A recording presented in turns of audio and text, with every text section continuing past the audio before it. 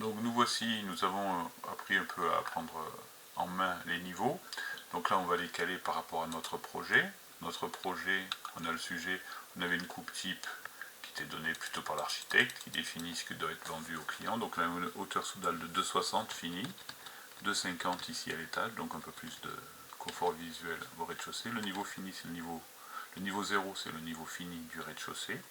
Donc la cote qu'on prend ici pour le client, donc ça sera 2,60 fini et 2,50 fini.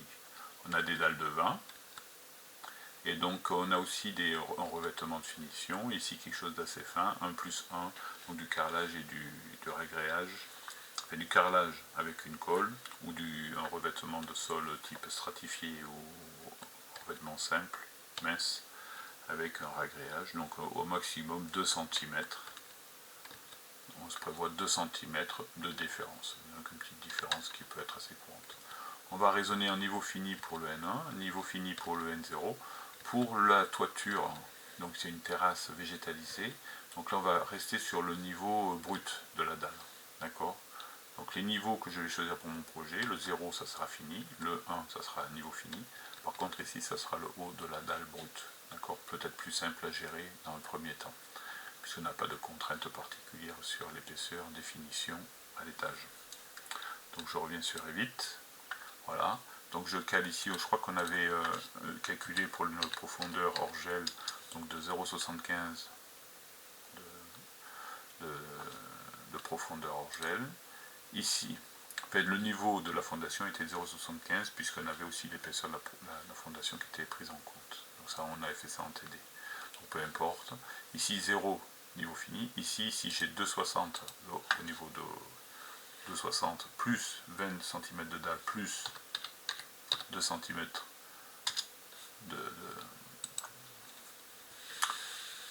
de finition, carrelage, hein, d'accord, de réserve, donc 2 cm de réserve pour la finition. Ici on rajoute 2,70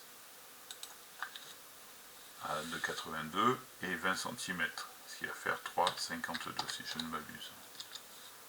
Alors 4,52, hop. Voilà. Non, 5,52. Je vais faire vite et puis finalement, non, j'ai annulé tout simplement. Hein. Donc 5,52. Voilà. Quelque chose. Ici, ce n'est pas vraiment la toiture, c'est la dalle. Alors, je préfère renommer proprement les choses. Je vais renommer. Vous voyez, j'ai cliqué en un premier clic et un second. Et ici, vous allez voir que ça va renommer les vues suite à la question qui va m'être posée. Donc là, celle-ci, ça sera la dalle de toiture. Il me pose, voulez-vous renommer les vues? Je dis oui, de telle sorte ici que toiture, c'est rappelé, c'est devenu dalle de toiture. Bon, là, n'est pas trop dans un ordre logique, il y a le N0 et le N1, la dalle de toiture. Voilà. Ça pourrait être le N2. Hein. Voilà. Je peux l'appeler N2, tiens, je vais le faire, comme ça mettra dans le bon ordre. Le niveau 2, je renomme oui les vues, donc N0 archi, N1, et là, un dalle de toiture, et c'est sous-entendu dalle brute. Voilà. Ici, on va vouloir modéliser maintenant les murets des fondations. Si je reviens sur la coupe de l'archi, ici, on a le muret qui est au-dessus de la fondation et qui va supporter le mur. Il y a une petite erreur, on va faire un mur de 20, hein, ça sera plus simple. Hein. On pourrait faire effectivement, comme c'est modélisé, un mur de 16, ça coûterait moins en béton. Mais on va rester dans la même épaisseur pour la modélisation. Voilà, pourquoi pas, après c'est des questions techniques qui peuvent être des choix. Hein. Donc on va rester sur un mur de 20, donc au-dessus des fondations. Voilà. Donc ici je vais me placer normalement dans la vue fondation pour dessiner. Donc on le voit ici, c'est dans le plan structure, l'architecte n'a rien dessiné en fondation. Hein. Lui c'est pas son histoire, à part la coupe, il y a quelque chose de symbolique qui peut être faux. Et là on a un plan tout vide. Par rapport au N0 archi, on a une différence, c'est qu'il y a les yeux ici qui apparaissent. Pourquoi? Parce que ce sont des vues d'élévation d'architecte, et donc on les voit bien dans les vues architecture, et on ne les voit pas nous. Donc pour être sûr de pouvoir dessiner proprement à l'intérieur de ce cadre-là, parce qu'ici je pourrais dessiner n'importe où en fait, hein. On est à l'aveugle, donc si je veux rester dans le cadre de mon gabarit, ce qui peut être plus simple au départ, c'est qu'on va faire ici des murs, et puis après je vais les caler au bon niveau. Mais je vais les dessiner d'abord ici pour être sûr de me retrouver entre le nord et le sud, et l'est et l'ouest. D'accord. Donc je vais faire l'icône mur. Donc j'ai cliqué sur la fonction mur, alors que ce soit architecture ou structure. Dans les deux cas, je vous invite à dérouler le menu pour faire mur porteur. D'accord? Mur porteur, il faut bien vérifier qu'on soit en hauteur. D'accord? Sinon on n'y comprend pas grand chose. La contrainte, je vais la laisser libre. Là j'ai une valeur par défaut de 58. Pour l'instant, on va la laisser comme ça. Je vais faire simplement un rectangle ici, qui me permettra de garantir d'être bien dans entre le nord et le sud de la CLOS, d'être bien cadré. Voilà, ligne de justification ici. Donc je vais faire un mur, on a dit qu'ils étaient de 20, je prends dans le menu déroulant un voile béton armé de 20, et je vais faire un rectangle. Vous voyez, là je peux choisir de faire des traits ou aussi des rectangles. Je fais directement un rectangle, je sais que c'est un rectangle. Voilà, je l'ai fait au pif à peu près. Donc là j'ai des murs ON0 et qui font 2,58 de haut, sans contrainte, c'est-à-dire qu'ils sont libres, on est libre de fixer la hauteur. 2,58 ici qui était par défaut. D'accord? Voilà. Donc moi si je reviens sur votre production, on avait déjà étudié la question, on savait que les murs ils étaient de façon brute en 11,41 en extérieur de part et d'autre. Donc c'est un parfait carré, hein, sauf les décrochements que l'on verra après. On a 11,41, on va retenir ces valeurs, et on va vouloir mettre les murs à 11,41.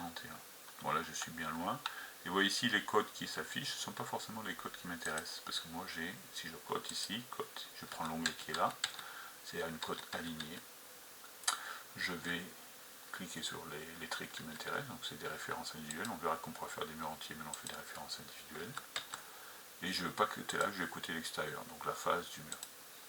Donc ici, je vais coter l'extérieur. L'extérieur, vous voyez, le trait est bleu, c'est-à-dire que j'accroche le bon, extérieur, extérieur. D'accord? Donc j'ai fait des cotes au pif, donc elles sont un peu excessives. Ce trait, ce mur suivant Y là, va pouvoir être calé avec cette cote suivant X. Donc je cale les murs suivant Y avec une cote suivant X, et les murs suivant Y, suivant l'axe X, je les cale avec une cote suivant la perpendiculaire Y. Donc je prends ce point-là, je ne vais pas le bouger. Je prends ce mur-là, je me dis que ce coin-là, il est bon. D'accord? Ces deux coins-là. Par contre, ici, il faut que je recale ce mur qui n'est pas la bonne distance et celui qui n'est pas la bonne distance. Donc ce mur-là, il est à 11,41 de l'autre. Vous voyez, il y a 18,20. Ici, quand je clique sur le mur, elle est devenue bleue. Ça ne se voit pas forcément sur la vidéo, mais si vous le verrez en direct. Et là, je peux cliquer sur cette cote qui est devenue une cote de contrôle parce qu'elle est devenue bleue. Je recommence avec celui-ci, vous voyez, ce mur-là, je veux le déplacer, il est trop bas pour moi. Là, il y a marqué 16, alors il y a cette cote qui ne m'intéresse pas, c'est pas bien celle que je connais, j'ai mis celle qui m'intéressait bien, 16,20, c'est pas la bonne, donc quand je clique sur le trait, 16,20 est devenu bleu, je clique dessus, 11,41. Voilà le trait, le mur, et les 4 murs qui sont à peu près bien centrés, vous voyez. Voilà. On peut sélectionner ces murs, les déplacer un peu si on veut, donc je sélectionne l'ensemble, je positionne ma souris pour avoir la flèche, et puis je peux mettre au centre, vous voyez, là je serai bien centré. Ça aurait pu être, on aurait pu laisser en l'état. Parfait. On peut laisser les côtes, il n'y a pas de souci.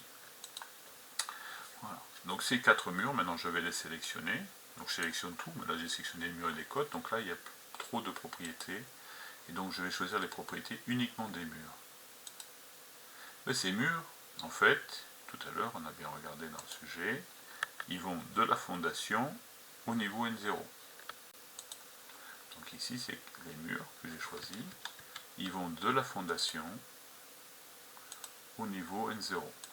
Ils sont avec une contrainte. La cote, c'est pas moi qui choisis, c'est de niveau à niveau, de niveau fondation au niveau N0. Et je peux appliquer. Ils devraient disparaître, puisque là je suis au N0, et ils vont réapparaître en fondation coffrage. Et ici. Donc j'ai perdu les cotes dans la foulée, c'est pas bien grave. Il n'y a pas de raison qu'elles soient devenues fausses, et là je sais que je suis à peu près centré. Donc maintenant il faut que je refasse un mur. Il y a un mur qui est central ici, hein, qui va supporter un mur qui va supporter le mur de refend. Donc je fais mur porteur, je choisis de le faire en corps de 1, pourquoi pas, je le mets au pif au milieu. Voilà. Je cote la position de ce mur. Par exemple, alors il faudrait savoir c'est de la cote dont je dispose. Donc je regarde ici, quelle est la cote dont je dispose. J'ai 5,25 là. Ah, par contre c'est quand le mur il fait 15. Hein.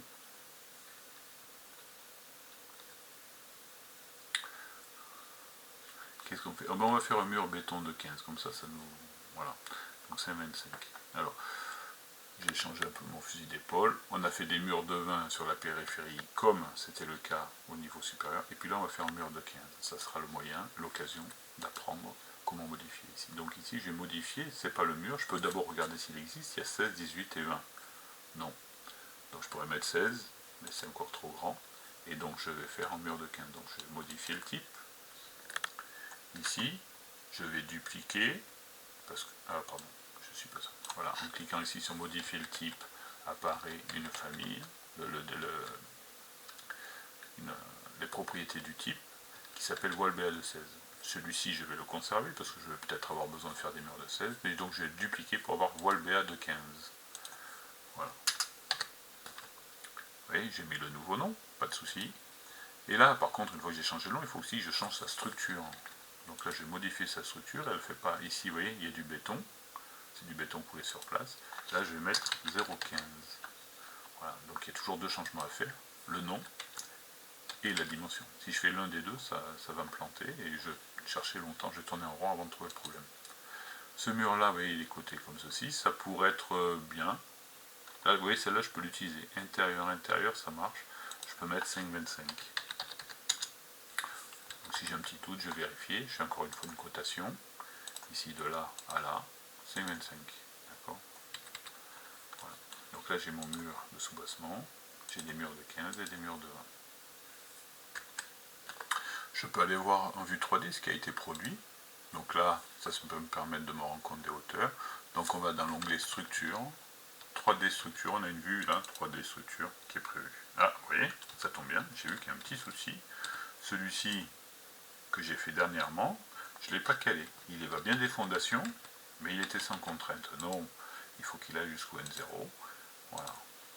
L'intérêt ici, c'est que si je me suis trompé sur N0, je peux toujours recommencer. Si, vous voyez, si je suis dans une autre région, que la profondeur hors gel est plus importante, on va changer par exemple ici la fondation. Vous voyez ici, le niveau moins 0,75, si c'était à moins 1,50 m, donc bien plus profond, pourquoi pas, hein. On va faire un grand vide sanitaire. De suite, ça apparaîtra, si j'annule, vous voyez, on a plus ou moins réduit de façon automatique la hauteur des murs. Il faut si possible éviter de leur donner une hauteur particulière. Ils vont des fondations. Voilà. Donc là on a une vue 3D. Alors comment ça marche ici? Donc ici si j'appuie sur la molette, je déplace. Maintenant, si j'appuie sur la molette et que j'appuie sur la flèche vers le haut pour faire une majuscule, là je tourne ma souris, ça tourne. Je vous invite à tourner. Donc là, la molette, ça me déplace gauche-droite, j'appuie simplement. Si j'appuie sur la molette et sur la touche flèche vers le haut pour faire une majuscule, et que je déplace ma souris, ça me fait tourner l'élément. Avec une particularité, si je clique sur un objet, que je fais la même opération, sur la molette et la flèche vers le haut, cet objet reste toujours central. Vous voyez, c'est le pivot, c'est le point pivot qui ne bouge jamais. Voilà, bon, je vous invite à vous y intéresser. Après, il y a toujours le double clic sur la molette. Ça fait un zoom to. Si des fois j'ai rien, hop, j'ai rien, double clic sur la molette, ça réapparaît. Donc un zoom maximal de tout ce qui a été produit. Voilà, je déplace et je tourne.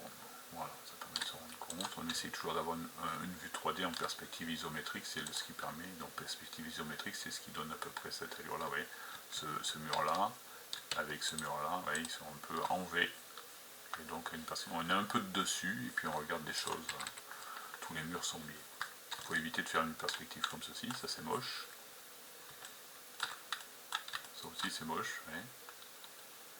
Voilà, donc on est plutôt. Alors des fois on peut utiliser le cube. Ici, voyez, si je me mets en cube ici, je vais être voilà, une belle perspective. Alors. Donc je suis en hauteur et puis j'ai un beau V ici qui est créé par les deux murs qui sont à l'équerre. Voilà. Quoi d'autre? Voilà, nous avons créé, donc nous voyons rien ici au niveau de l'archi. Je peux fermer cette vue là, j'étais en train de modéliser la fondation coffrage. Voilà. Voilà, la côte je peux les laisser, on les supprimera à la fin, ça permet de voir s'il n'y a pas des choses qui bougent. Voilà, je suis revenu à la bonne profondeur hors gel. Donc je vous propose de faire les fondations, les semelles. D'accord? Donc là ici on va aller directement en vue 3D, on va regarder par dessous. On se met par dessous là, vous voyez, le bas est là, on peut mettre comme ceci, voilà. Et là on va aller dans structure, semelle, donc on va faire les semelles sous les murs. Donc c'est une semelle filante qui est sous les murs. Voilà. Pour faire des semelles filantes, on a ici pareil des propriétés qui sont proposées. Donc nous avons ici donc